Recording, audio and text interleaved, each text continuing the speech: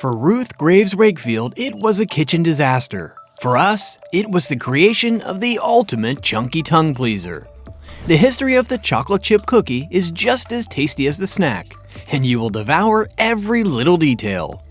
Welcome to the channel, guys. In today's video, we will be talking about the invention of the chocolate chip cookie and all of its crunchy goodness. Over 80 years after the first cookies were served in Ruth Wakefield's restaurant, it has become an American delight and is loved by millions. Before we begin, please like the video and subscribe to the channel. Do not forget to click the notification bell to be informed when we release new videos. The birth of the chocolate chip cookie took place in the kitchen of the Toll House Inn, where Ruth Graves Wakefield was trying to make her popular chocolate butter drop dough recipe, a thin butterscotch nut cookie. She was assisted by pastry chef Susan Brides.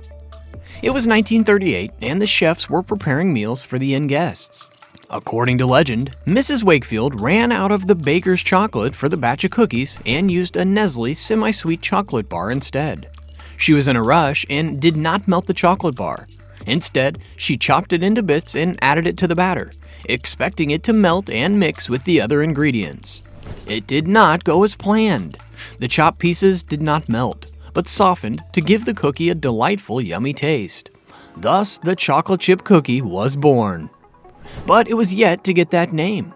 In the 1930s, it was cooler to name recipes after someone or something. Hence, the cookie was known as the Toll House Crunch Cookie, named after the Toll House Inn that Ruth and her husband Kenneth Wakefield owned. Ruth Graves already had a reputation for her desserts, and the Toll House Crunch Cookie only strengthened it. The cookie quickly became popular, and Nestle also benefited as sales for its semi-sweet chocolate bar soared.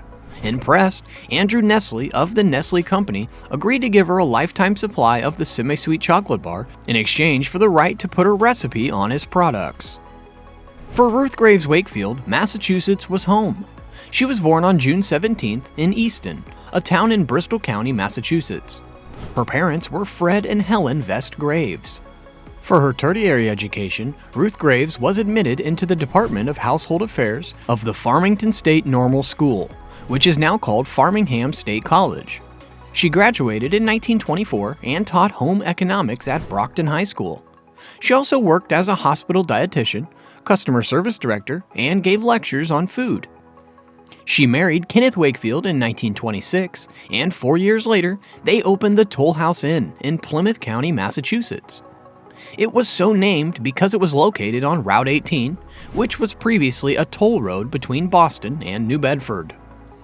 The Toll House Inn was a successful establishment, growing from 7 to over 60 tables. Mrs. Wakefield served her recipes and some of her grandmother's old recipes, and many were popular with the guests. The inn became famous for its seafoam salad ring and lime gelatin, lobster dishes, plus the desserts.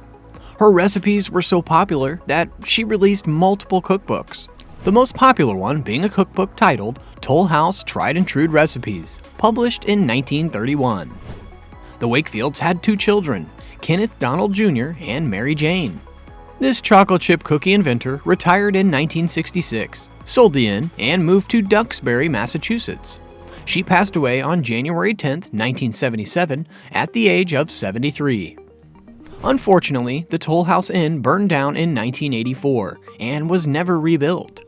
However, a historical marker points to the birthplace of one of the world's most beloved confectionaries. After the success of Ruth's new cookie recipe in the Toll House Inn, she began to make more to meet demand and publish the recipe in Boston and New England newspapers. She also included it in the 1938 edition of her cookbook, Toll House Tried and True Recipes. However, true fame would come to her after her recipe was featured on an episode of a popular radio program, the Betty Crocker Cooking School of the Air, hosted by Marjorie Husted. The episode, Famous Eating from Famous Places, skyrocketed the popularity of the chocolate chip cookie, and the small-time Easton chef exploded. Soon, the cookie was being made in kitchens all across America. The popularity of cookies made Andrew Nestle sign a deal with the Wakefields. He bought the rights to print her recipe on his chocolate bars for $1 and a lifetime supply of free chocolate. The Nestle company hired Mrs. Wakefield as a recipe consultant and printed her recipe on the chocolate labels. and even included a special chocolate chopper to allow people to make chocolate chips easily for their cookies. In 1939, Nestle introduced Nestle's Toll House Real Semi-Sweet Chocolate Morsels, which eventually became known as chocolate chips. The company took all the profits for the cookies until 1983, when loopholes in the original agreement allowed a court to rule against their exclusive rights to Toll House Cookies trademark. However, Toll House still remains a Nestle subsidiary to this day. The Second World War boosted the popularity of the chocolate chip cookies. During the war, care packages for Massachusetts soldiers came with the cookies, which the soldiers shared with their colleagues from other states. Soldiers began writing back home asking for Toll House cookies, and Wakefield received hundreds of letters. Her daughter, Mary Jane, recalls working with her mother to send care packages to the soldiers. A nationwide propaganda for the baking of the cookies for troops on the war front took place, spreading Wakefield's recipe beyond the East Coast. It would eventually go beyond the American shores, and in 1956, chocolate chip cookies were first sold in the UK by Maryland Cookies. There are experts who reject the accidental creation story. One of them is chef and author Carol Wyman, who rejected the legend on the grounds that Mrs. Wakefield was a perfectionist. She explains in her cookbook, Great American Chocolate Chip Cookie Book, that Wakefield would not fail to have such an important ingredient as baker's chocolate. Well, a promotional brochure for the Toll House Inn did boast that confusion is unknown at the restaurant. Could a one-time accident cause a beloved delicacy? Or do people just love the dumb luck story of winning a lottery or accidental invention? In a 1970s interview, Wakefield addressed the story behind her invention. "We had been serving a thin butterscotch nut cookie with ice cream," she said. "Everybody seemed to love it, but I was trying to give them something different." Supposedly, she had planned to melt unsweetened baker's chocolate and add it to the batter. The semi-sweet chocolate bar she eventually used was the only chocolate available.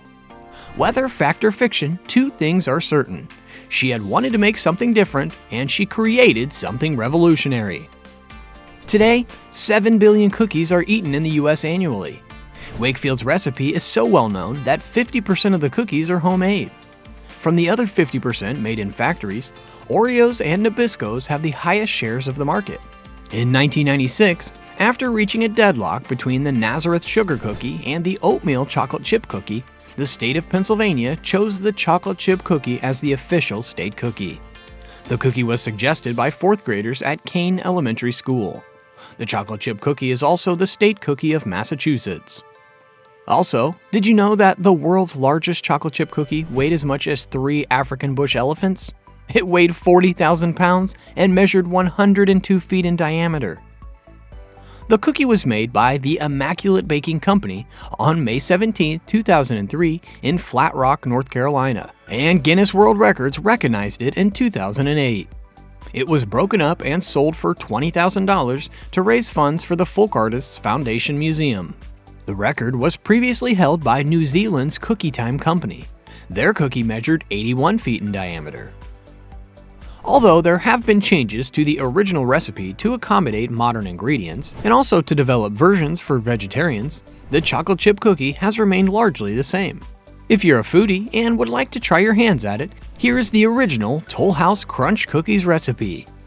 2 1/4 cup of all-purpose flour, 1 teaspoon baking soda, 1 teaspoon of salt, 1 cup or 2 sticks of butter or margarine softened, 3/4 of a cup of granulated sugar, 3/4 of a cup of packed brown sugar, 1 teaspoon vanilla extract, 2 large eggs, 1 2/3 cups of semi-sweet chocolate morsels, 1 cup of chopped nuts.